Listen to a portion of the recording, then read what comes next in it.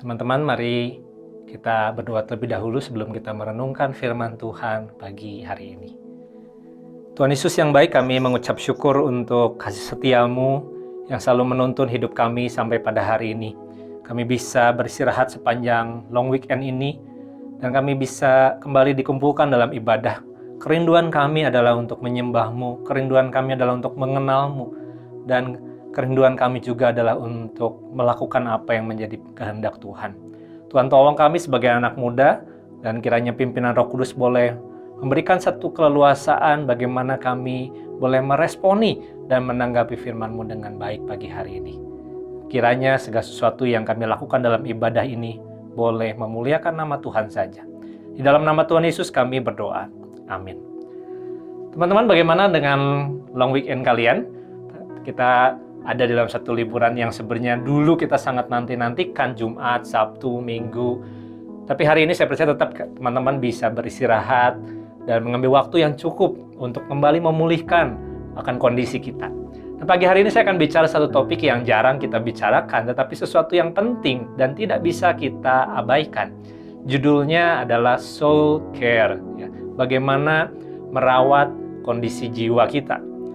Saya akan mulai dengan satu pertanyaan. Teman-teman, hari ini apa yang tidak bisa dibeli dengan uang? What money cannot buy? Hari ini kita melihat bagaimana segala barang, materi, pengalaman sekalipun, pendidikan, segala sesuatunya itu tersedia dan kita bisa dapatkan itu. Tentunya kalau kita punya budgetnya atau kita punya uangnya. Satu kali saya melihat satu kesempatan pengalaman virtual vacation experience. Jadi ada satu channel yang bisa menawarkan bagaimana kita bisa pergi ke negara-negara tertentu, liburan di tempat-tempat wisata tertentu, dan kita diajak untuk melihat dengan satu video yang wah keren banget, 4K dan lain sebagainya, untuk bisa sepertinya berada dalam tempat tersebut dan menikmati keindahannya. Tentu tidak bisa menggantikan seluruh pengalaman yang ada, tetapi minimal kita bisa dapatkan itu, kita bisa mencicipinya. Nah teman-teman, seorang yang bernama Jeff Bezos, seorang pemilik perusahaan CEO dari Amazon, dia baru saja dinobatkan menjadi seorang bilioner karena di masa pandemi ini segala transaksi itu diatur, dikirimkan, dibeli dari Amazon, dari gudangnya dikirimkan ke rumah masing-masing. Bayangkan kalau kita bisa mendapatkan segala sesuatu dan bisa saja langsung dikirim tiba di depan rumah kita. Tapi di antara semua itu, teman-teman, ada satu hal yang saya percaya kita nggak bisa dapatkan dan kita bisa beli. Atau kita bisa daur ulang lah, katakanlah begitu. Yaitu jiwa kita, our soul. Nah, waktu kita bicara jiwa, kita jangan berpikir seperti film Pirates of Caribbean atau film-film horor, begitu ya. Spirit, mistisisme, dan lain sebagainya, atau yang gentayangan. Tidak, tapi kita bicara tentang apa yang ada di dalam diri kita, apa yang benar-benar paling mewakili diri kita. Jiwa kita adalah sesuatu satu-satunya milik yang kita yang paling berharga dan tidak ternilai. Dan kalau hari ini mungkin sebagai teman-teman muda mencari yang namanya soulmate, begitu ya. Wah, pengen dapat nih soulmate kalian di mana? Tapi ataupun kalian sebagai teman-teman yang suka main game, kalian tuh pengen dapat gimana ya soulnya gitu ya, supaya waktu kita main game itu kita bukan hanya kalah atau menang, tapi benar-benar saya bisa mengalami, memiliki sebuah kepuasan ketika bermain game, dan kita pengen tetap bisa catch up dengan level-level yang ada. Nah, teman-teman, jiwa itu sesuatu yang kita nggak bisa sentuh, nggak bisa kita lihat, dan sulit dijelaskan. Dan Alkitab sering mengatakan jiwa kita adalah sesuatu yang suci, yang sacred, yang eternal, kekal, tetapi juga rapuh. Kita bisa pakai banyak waktu kita untuk studi, relasi, pekerjaan, hobi, dan lain sebagainya, tetapi jarang kita memikirkan bagaimana merawat yang satu ini. Lebih mudah tentunya untuk memperbaiki apa yang kelihatan dibanding ngurusin sesuatu yang tidak terlihat atau yang terkesan spiritual seperti itu ya. Saya akan mulai dari satu ayat yang ditulis oleh Rasul Petrus, berkata demikian. Sekalipun kamu belum pernah melihat dia, namun kamu mengasihinya. Kamu percaya kepada dia, sekalipun kamu sekarang tidak melihatnya. Kamu bergembira karena sukacita yang mulia dan yang tidak terkatakan, karena kamu telah mencapai tujuan imanmu, yaitu keselamatan jiwamu. Nah, di sini bicara bukan hanya kemana kita akan pergi, atau nanti setelah kita mati gimana. Tapi keselamatan jiwa itu bicara bagaimana ada sesuatu yang refreshing, sesuatu yang membuat kita cukup, yang membuat kita rindu. Sebagaimana Petrus katakan, kita ingin mengenal dan mengasihi Tuhan sekalipun kita belum lihat Dia, dan belum ada bersama-sama dengan Dia. Tapi kita ada dalam satu sukacita yang mulia dan tidak terkatakan. Nah, teman-teman, ini penting karena saya percaya sebagaimana sebuah peribahasa mengatakan di dalam tubuh yang sehat ada jiwa yang kuat, begitu ya. Dan jika kondisi kejiwaan kita terganggu, coba bayangkan seluruh hidup kita itu bisa akan mudah goyah. Nah, saya percaya setiap kita itu terbagi dari dua kondisi. Nah, kalau saya bayangkan seperti sebuah pohon, ada yang namanya batang dan juga cabang dan ranting-rantingnya. Itu adalah sebuah pohon yang terlihat di atas permukaan tanah. Tapi ada bagian yang tidak terlihat, yaitu yang ada di dalam tanah, yaitu akarnya yang merambat sampai ke bawah. Nah, katakanlah saya bilang, ada kehidupan yang outer life yang terlihat, tapi ada kehidupan yang inner life yang ada di dalam jiwa kita. Nah, kalau teman-teman perhatikan, ada satu bagian yang saya coba tampilkan di dalam gambaran pohon tersebut. Coba pikirkan, teman-teman. Jika outer life itu bicara sebuah kehidupan kita yang lahiriah, penampilan fisik kita, penampilan luar kita, apa yang orang lain lihat dari diri kita. Tapi kita juga di situ dalam mencoba, mengejar, menghargai, menilai bagaimana kinerja, keberhasilan, kapasitas, kehidupan yang sukses itu sebagai satu ukuran yang penting buat hidup kita. Dan kita merasa kalau kita nggak bisa jadi pusat perhatian, kayaknya outer life kita itu akan jadi sesuatu yang kayaknya nggak maksimal gitu ya. Dan kita jadi cenderung orang yang reaktif kalau ada orang yang kritik kita, kasih masukan. Tapi sebenarnya teman-teman, kita nggak hidup di dalam kondisi yang luar tadi, ya, yang lahiriah, yang outer. Tapi kita juga hidup di dalam kondisi yang inner. Yaitu apa? Mementingkan apa yang di dalam, yaitu ketenangan batiniah kita. Atau kita boleh bilang ya hati kita. Dan kita lebih belajar mau mengutamakan hidup yang apa adanya, yang otentik, yang nggak pakai topeng. Bagaimana belajar menghargai sebuah proses dan sebuah pembelajaran, menilai itu segala sesuatu dari sebuah karakter. Itu adalah akar, teman-teman. Dan bagaimana kita tetap memiliki rasa percaya yang diri yang tepat, rasa aman yang benar. Dan kita jadi orang yang tetap responsif kalau ada orang kritik, itu sebagai sesuatu yang membangun. Nah, ini adalah suatu kehidupan yang kita nggak pisahkan, outer dan inner life. Ya. Kita nggak bisa hanya membangun sesuatu yang ada di atas tanah atau cabang pohon dan ranting-rantingnya, sementara kita nggak jaga, nggak perhatikan apa yang inner life kita. Nah, pagi hari ini ada dua hal sederhana yang saya ingin bagikan, teman-teman. Yang pertama adalah Tuhan menciptakan kita sebagai pribadi yang utuh. Kejadian 2 ayat 7 mengatakan demikian. Ketika itulah Tuhan Allah membentuk manusia itu dari debu tanah dan menghembuskannya nafas hidup ke dalam hidungnya. Demikianlah manusia itu menjadi makhluk yang hidup. Satu terjemahan memakai kata makhluk yang hidup itu sebagai living soul. Contohnya misalnya dalam Kisah Rasul 27 ayat 37, Rasul Paulus itu di dalam satu pengalaman kapal yang terombang-ambing karena badai mengatakan, membuat sebuah laporan. Dikatakan begini, jumlah kami semua yang di kapal itu 276 jiwa katanya. Bukan orang, bukan manusia, tapi jiwa. Jadi jiwa itu, teman-teman, menggambarkan sesuatu pribadi kita yang utuh, yang nggak bisa terpisah-pisah antara yang di luar, yang outer, atau yang inner, yang di dalam. Nah, manusia adalah human soul, begitu ya. Dan kita adalah sebuah jiwa yang Tuhan ciptakan, yang diperuntukkan juga untuk Dia. Artinya apa?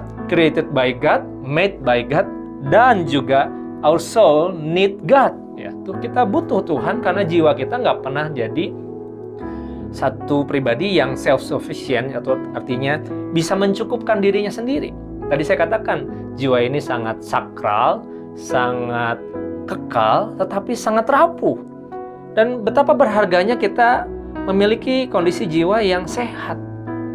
Nah, teman-teman, Tuhan menciptakan kita menjadi pribadi yang utuh. Dan saya mau mengajar kita tentang sebuah sistem, operating system. Kalian punya mengenal Android, Apple, atau Linux, dan lain sebagainya. Tapi dalam sistem operasi hidup kita, begini, Kita biasanya mulai dengan yang paling pertama itu adalah will kita, kehendak kita. Di situ ada pusat daripada hati kita, roh kita, dan kita mengambil sebuah pusat kehendak, kapasitas untuk memilih yes or no. Mungkin mengambil satu keputusan kapan nanti kita akan mengambil sebuah komitmen untuk menikah, pindah kerja, atau memutuskan hal-hal yang penting dan dalam hidup kita. Itu semuanya baik. Tapi waktu kehendak kita justru lebih didorong oleh kepada satu kebiasaan-kebiasaan yang buruk, itu akan menjadi satu kehendak yang mengerikan, artinya seringkali menyesatkan kita. Tapi itu adalah pusat kehendak. Nah, yang lingkaran kedua kita itu adalah dari will itu ke mind, ke pusat pikiran. Itu adalah pusat kesadaran kita, perasaan kita. Nah, disitulah di dalam will, kemudian kita mind, kita itu butuh yang namanya damai sejahtera. Kita butuh yang namanya ketentraman di situ, kedamaian yang sejati. Bayangkan kalau pikiran kita terganggu sepanjang hari, mau studi, mau ngerjain tugas, mau kerja, relasi, pokoknya pikiran kita pasti kemana-mana dan lama-lama kondisi kita akan sangat terpengaruh. Nah, begitu juga dengan bukan hanya will, mind, tapi juga body. Nah, di dalam tubuh inilah sebenarnya kita itu seperti sebuah kerajaan kecil.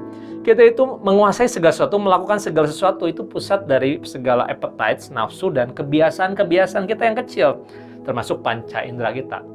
Waktu kita tali sepatu, waktu kita memakai baju, waktu kita mengendarai mobil, maka di situ segala hal yang kita kendalikan dalam tubuh kita. Mungkin juga ini muka kita, face kita, body language kita, action kita. Nah, teman-teman, tapi tubuh itu tetap dikendalikan dari sesuatu yang lebih dalam, yaitu artinya ada mind and will. Maka tubuh itu menjadi sesuatu yang bisa melakukan banyak hal, tapi bayangkan kalau tidak ada yang memegang kendali atau kemudinya.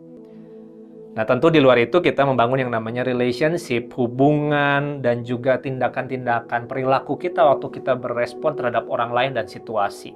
Tapi yang paling penting, yaitu yang di lingkaran paling luar, kita mengenal yang namanya itulah disebut dengan jiwa, yaitu tempat kapasitas kita untuk mengintegrasikan, menggabungkan semua bagian menjadi satu pribadi yang utuh dari pikiran, kehendak, dan tubuh kita. Bayangkan kalau teman-teman suka membayangkan yang namanya gimana kita bisa dapat peace, dapat ketenangan. Kayaknya kalau kita pergi liburan, misalnya kalau saya selalu memikirkannya di imajinasi soal pantai. Atau saya lihat pantai, deruan ombak, angin, ketenangan. Kita bukan hanya melihat, tapi kita taste it. Kita merasakannya. Kita feel it good. Dan kita merasa, sesuatu hal yang memuaskan di situ. Melihat pantai, also at work, kurang lebih begitu bilangnya ya. Jadi, itulah yang seharusnya terjadi dengan hidup kita, inner dan outer kita. Ibarat kalau kita punya sebuah mobil mewah yang kita kendarai, kita nggak cukup hanya tahu bagaimana mengemudikannya, pergi kemana, pamerin ke siapa. Tapi apa yang kita lakukan waktu kita servis, isi bensin, ganti oli, itu adalah sebuah bagian inner life, bagian di dalam batinia kita yang harus tetap sehat dan bekerja sebagaimana Tuhan kehendaki. Karena di dalam jiwa kita yang sehat, ketika segala sesuatu terjadi di luar kita dan itu buruk, itu nggak akan menghancurkan hidup kita. Ya. Saya ulangi ya, ketika jiwa kita sehat, apa yang ada dalam diri kita yang mengintegrasikan segala sesuatunya, pikiran, kehendak, dan perasaan kita dan tubuh kita, maka segala sesuatu yang buruk yang terjadi di luar hidup kita nggak akan pernah menghancurkan jiwa kita. Tetapi sebaliknya, kalau jiwa kita jadi problemnya, nggak sehat, maka kondisi apapun yang ada di luar tidak akan pernah bisa memulihkan hidup. Tidak akan pernah bisa memperbaharui dan memperbaiki hidup kita kembali. Itu yang disebut dengan seringkali kita bilang, kayaknya jiwa lu sakit tuh, gitu ya, dan lain sebagainya. Nah, teman-teman, di dalam Alkitab, jiwa kita adalah bagian yang terhubung dengan Tuhan. Sehingga jiwa kita akan bisa sehat, cukup, dan efektif kalau kita dekat dengan Dia. Tapi jiwa kita akan terhilang, akan lelah, akan rumit ketika kita menjauh dari Tuhan. Maka di sini katakan, for the soul to be well, it needs to be with God. Our soul were made to walk with God. Coba pikirkan pada momen di sini sebentar. Di mana kapan kita merasa nggak happy, insecure, kita coba perbaiki situasi kita sendiri. Tapi it doesn't work, malah lebih kacau. Tapi coba bayangkan kalau kita berbalik datang sama Tuhan, berdoa, berseru kepadanya. Saya percaya ada satu ketenangan batinnya yang Tuhan berikan. Nah teman-teman, ketika Tuhan menciptakan kita sebagai jiwa pribadi yang utuh, tetapi ketika dosa masuk dan di dalam kehendak manusia dan di dalam pikirannya manusia memberontak sama Tuhan, dosa itu memecah belah. Dosa itu membuat hidup kita terpecah belah, terdesintegrasi ya. Kita perlu perhatikan bahwa di dalam Roma 8 ayat 6, karena keinginan daging adalah maut, tapi keinginan roh adalah hidup dan damai sejahtera. Jadi waktu kita hanya ngikutin akan kedagingan kita, sebenarnya dosa itu tanpa sadar memecah belah. Kita mengalami disintegrasi ya. The sin is the integration of our soul. Jadi selalu ada pertentangan antara pikiran, keinginan kita semenjak dosa hidup dalam diri kita. Teman-teman, ini menjadi sesuatu yang kita harus bereskan dengan baik. Dosa bukan sekedar perbuatan. Dosa bukan sekedar keinginan dan nafsu yang salah. Tapi dosa adalah waktu kita melepaskan diri kita dari Tuhan. Maka disitulah sebenarnya segala sesuatu yang buruk masuk dan menggoncangkan akan jiwa kita. Saya akan membaca bagian ayat di dalam bagian penutup daripada firman Tuhan ini. Markus 8 ayat 36 berkata begini di dalam satu percakapan Tuhan Yesus dengan murid-muridnya tentang syarat-syarat mengikut Tuhan dan menyangkal dirinya memikul salib. Dia berkata begini, apa gunanya seseorang memperoleh seluruh dunia tetapi kehilangan nyawanya? Dan apa yang akan dapat diberikannya sebagai ganti nyawanya? Kalau kita ganti kata nyawa itu dengan jiwa kita, soul kita. Apa gunanya memperoleh seluruh dunia tapi kehilangan jiwamu? Di sini bukan bicara percuma kamu ngumpulin harta, melakukan segala nafsu, tapi kamu nggak akan bisa bawa itu ke dalam hidup yang kekal. Betul sampai di situ. Tapi di sini sebenarnya penekanan Tuhan Yesus itu bukan bicara tentang nanti loh, kamu nggak akan bisa bawa ke neraka. Kamu akan hidup di dalam segala hukumanmu. Bukan bicara penghakiman. Ini bukan bicara destinasi, tujuan kita kemana. Karena kalau kita dikatakan di sini, apa gunanya memperoleh seluruh dunia dengan segala nafsu dan kesenangannya? Bukan. Tapi Tuhan Yesus itu lagi bicara mendiagnosa hati kita. Syarat kita mengikut Tuhan adalah kita cek diri kita. Karena kehilangan jiwa di sini artinya kita nggak punya lagi kendali yang cukup kuat untuk mengatur dan mengarahkan hidup kita. Soalnya teman-teman, di dunia barat itu kalau seorang petani memiliki lumbung padi atau lumbung peternakannya, dia itu akan selalu mengikatkan dari rumahnya ke lumbungnya dengan sebuah tali yang panjang dan kuat. Karena ketika musim salju dan badai salju itu turun, itu bisa membuat seorang itu kehilangan arah dari lumbungnya mau kembali ke rumah. Jadi dia menggunakan tali itu supaya dia tetap bisa berjalan walaupun tebal, dingin, gelap, tapi dengan rope itu, dengan tali itu dia bisa kembali ke rumahnya. Nah begitu juga dengan kehidupan kita. Jiwa itu sesuatu yang mengikatkan kita kembali kepada Tuhan dan ada arah dan tujuan dalam hidup kita. Itulah yang Tuhan sedang mau diagnosa dari hidup kita. Bukan sedang ngancam-ngancam nanti kamu pergi kemana ya, nanti kalau kamu lakukan ini kamu kemana ya, enggak. Tapi itulah yang Tuhan mau kita pelajari. Bukankah seringkali dalam sebuah keluarga yang mengalami disfungsi atau broken home, itu dimulai dari satu pribadi atau satu anggota keluarga yang di dalam jiwanya itu memang mengalami satu kehancuran atau kerapuhan, tapi nggak terlihat. Jadi mulai emosi, mulai nuntut, mulai menyangkal, denial, mulai merusak hubungan anggota keluarga lain. Dan menariknya, Alkitab selalu katakan itu dimulai dari hubungan kakak beradik banyaknya. Kain dan Habel, Yakub dan Esau, Yusuf dengan saudara-saudaranya, Daud dengan saudara-saudaranya, dan lain sebagainya. Saudara, memperoleh seluruh dunia, outer life kita, tidak akan membantu kita jika dunia dalam kita, inner life kita runtuh. Gaining the outside world doesn't help if you lose your soul in the process. Teman-teman, ketika dunia yang berdosa ini menjadikan diri kita seperti lost soul, jiwa yang terhilang. Ketika dunia hari ini cuma ngajarin kalau kamu kosong hatimu, carilah apa yang dapat memenuhi hatimu. Kalau kamu stres, cari apa yang dapat melupakannya. Kalau kamu lagi ujian, percayalah aja sama diri kamu sendiri. Kalau kamu pengen pergi ke tempat atau pengen ditato misalnya begitu ya. Just express yourself lah katanya begitu ya. Kalau kamu dikritik, nggak apa-apa, biarin, lupain. Just love yourself katanya. Kalau kamu salah jalan, fight for yourself. Semuanya about ourself. Teman-teman, ini bukan sekedar self-care. Ini soul care. Di mana jiwa kita itu hanya terhubung dengan Tuhan. Ketika kita memperhatikan jiwa, bukan berarti kita nggak peduli dengan kondisi kesehatan, karir, ataupun kesuksesan hidupmu, tapi kita diajak memperhatikan keselamatan jiwa kita. Itulah yang Petrus katakan, di mana ada pemulihan dan kelepasan kalau kita ada dalam hadiratnya. Satu ayat penutup, Mazmur 131 ayat 1-3 berkata begini, Tuhan, aku tidak angkuh, tidak sombong. Aku tidak mengejar hal-hal yang terlalu besar atau yang terlalu sulit bagiku. Sesungguhnya hatiku tenang dan tentram seperti, ini terjemahan bahasa Indonesia sehari-hari, bayi yang habis menyusu berbaring tenang atau disapih di pangkuan ibunya. Setenang itulah hatiku. Dan berharaplah kepada Tuhan, hai umatnya, sekarang selama-lamanya.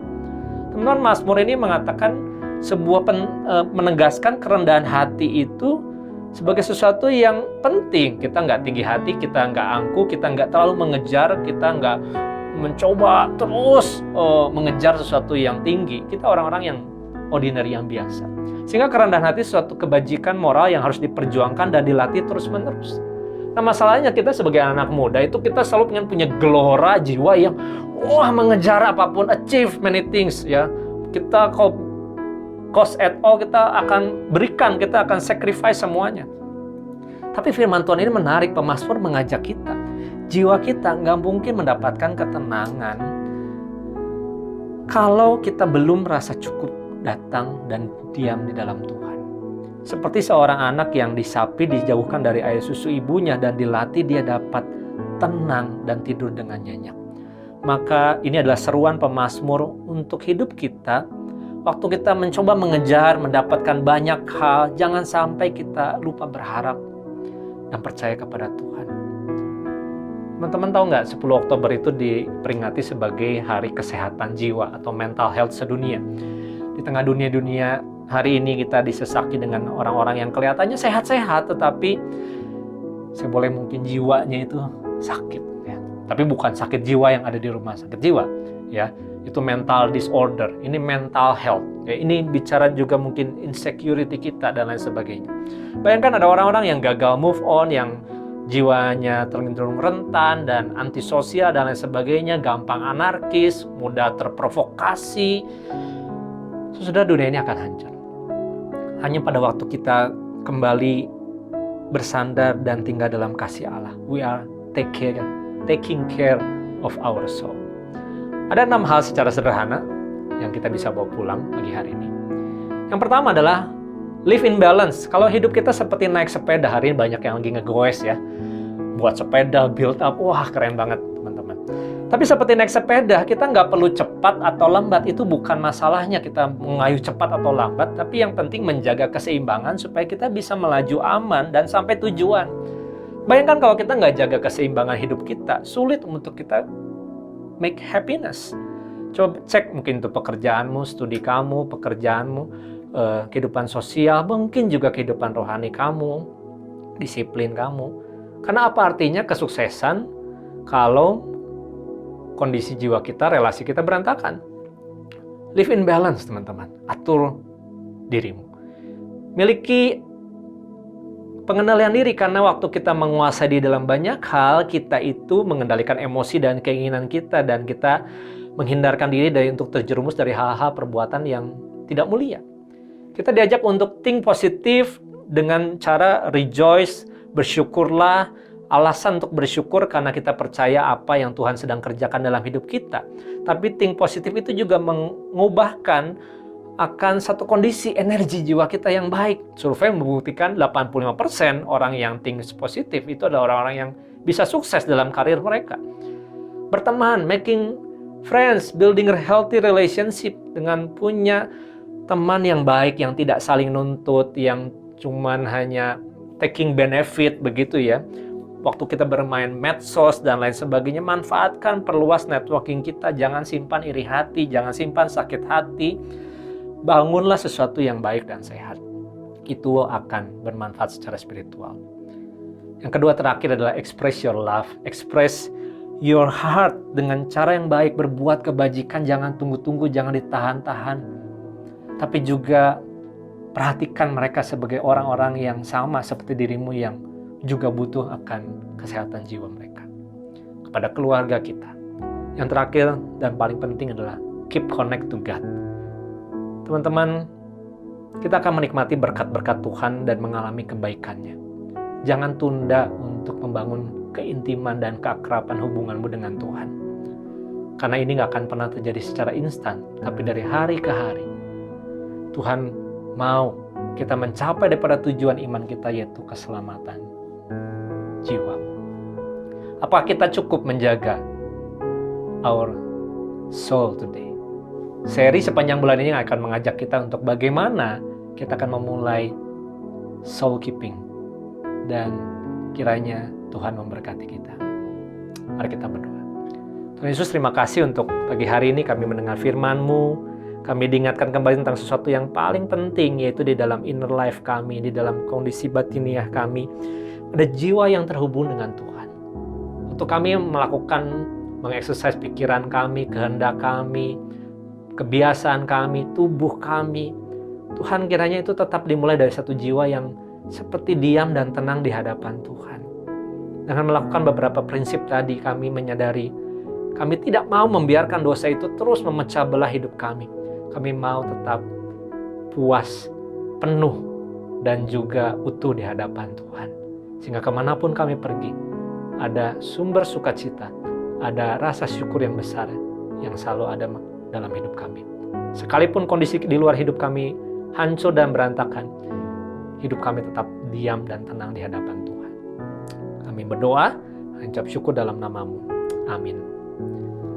Teman-teman yang terkasih, tanpa terasa kita terus memulai perjalanan kita seperti new normal yang kita terus lakukan. Maka di dalam kehidupan spiritual kita, kehidupan bergereja kita terus juga akan melakukan hal-hal yang diperlukan untuk bisa membangun kondisi kesehatan jiwa teman-teman. Ibadah online akan terus berlangsung. Kita melihat kondisi kasus yang terus bertambah dan tidak kondusif.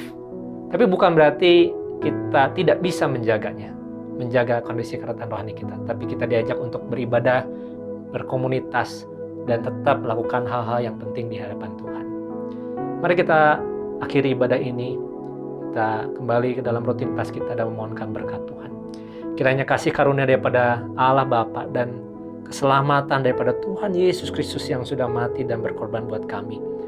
Dan persekutuan daripada Roh Kudus yang memulihkan, memperbaharui, yang menyertai akan keberadaan dan jiwa kami seutuhnya. Dimulai dari hari ini dan apapun yang kami lakukan sampai selama-lamanya. Amin.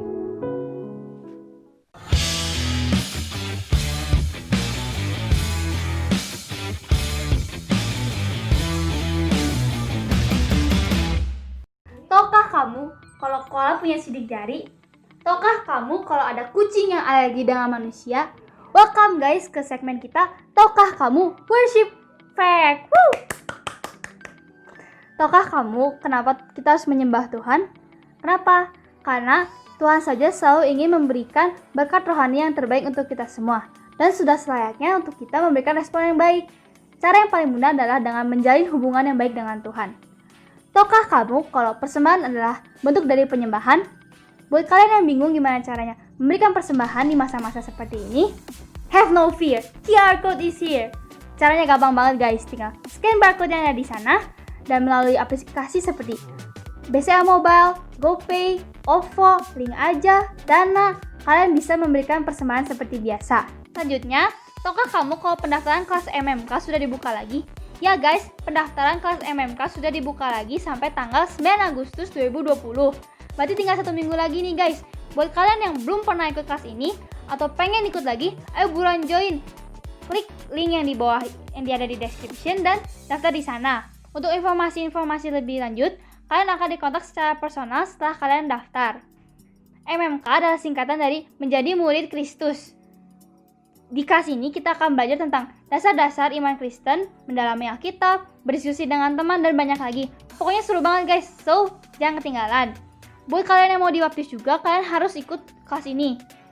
Sayangnya, kelas ini ada batasan umur yaitu 15 tahun. Jadi buat kalian yang belum 15 tahun, yang sabar ya, tunggu aja. Nanti saatnya akan datang, oke? Tahukah kamu warta selanjutnya apa? Ya, seperti biasa, pasti ada teman-teman kita yang ulang tahun di minggu ini. Siapa aja sih?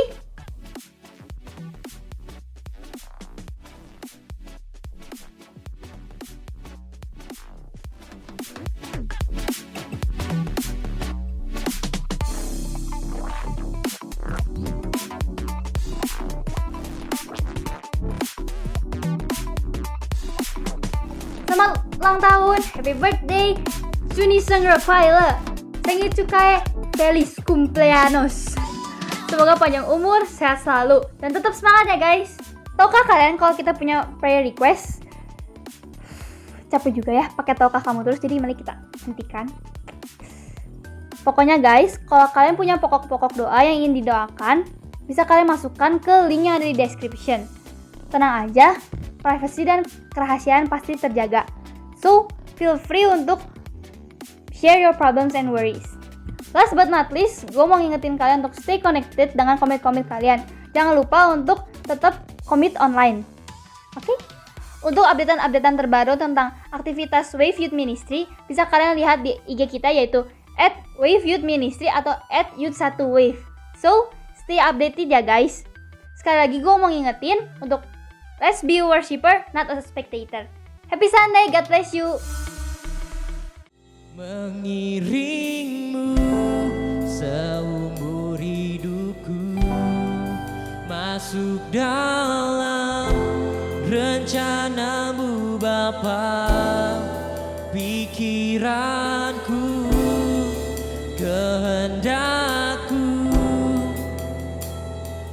ku serahkan padamu. Harapanku hanya di dalam-Mu, ku kan teguh bersama-Mu Tuhan. Jadikanku bejana-Mu untuk memuliakan-Mu.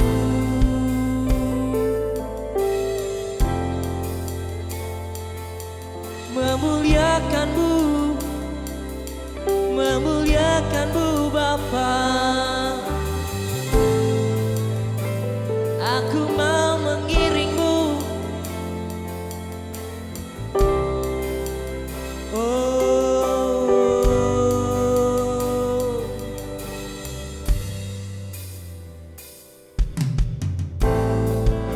kekuatan di jiwaku, ketenangan batinku, ada dalam hadirat-Mu, ku menyembah-Mu.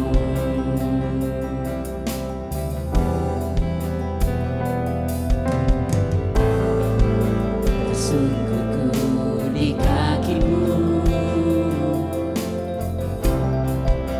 rasakan hadirat-Mu.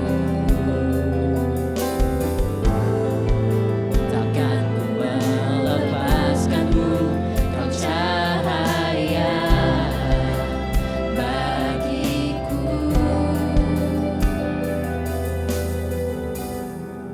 Mengiring-Mu seumur hidupku, masuk dalam rencana-Mu Bapa.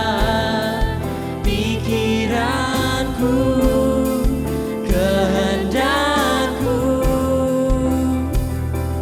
ku serahkan padamu. Harapanku hanya di dalam-Mu, ku kan teguh bersama-Mu Tuhan. Jadikanku bejana-Mu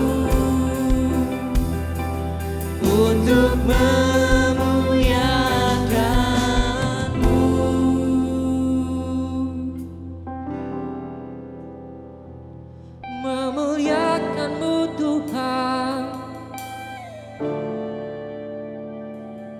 Ku mau mengiringmu, ku mau bersyukur padamu. Aku mau mengiringmu, aku mau mengiringmu.